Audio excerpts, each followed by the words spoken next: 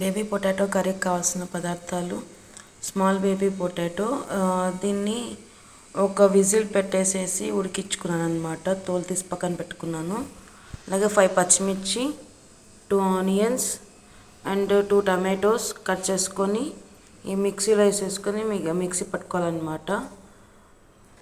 Stove ముట్టించి కడాయి పెట్టి 1 spoon oil వేసి లైట్గా సాల్ట్ అండ్ కారం వేసేసి పైన లేయర్ క్రిస్పీగా లేయర్ ఫామ్ అయ్యేంత వరకు వేయించుకోవాలన్నమాట. 1/2 టేబుల్ స్పూన్ అల్లం వెల్లుల్లిపాయ పేస్ట్ వేసి కట్ చేసి పెట్టుకున్న టమాటా, పచ్చిమిర్చి, ఉల్లిపాయ మెత్తగా గ్రైండ్ చేసుకోవాలి.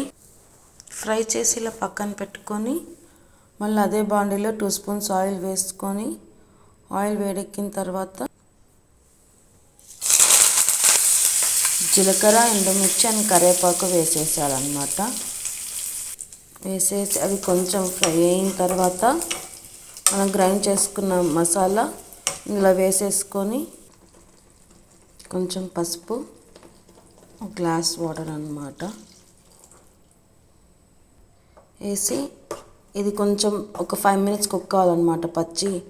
అన్ని పచ్చి వేసాం కాబట్టి పచ్చి వాసన పోయేంత వరకు బాగా కుక్ అవ్వాలి.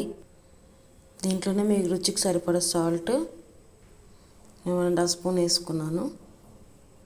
మీ టేస్ట్కి సరిపడా కారం. నేను పచ్చిమిర్చి వేసాను కాబట్టి 1.5 స్పూన్ వేసుకుంటున్నాను.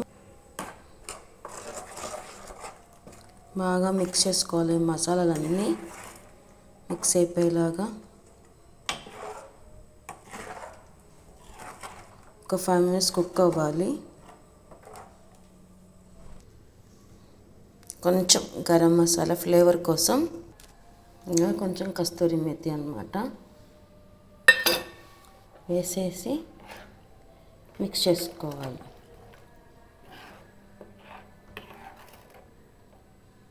నా ఛానల్ని ఫస్ట్ టైం చూస్తున్న వాళ్ళైతే ప్లీజ్ సబ్స్క్రైబ్ చేసుకోండి. Please do like, share and subscribe to Teju creations.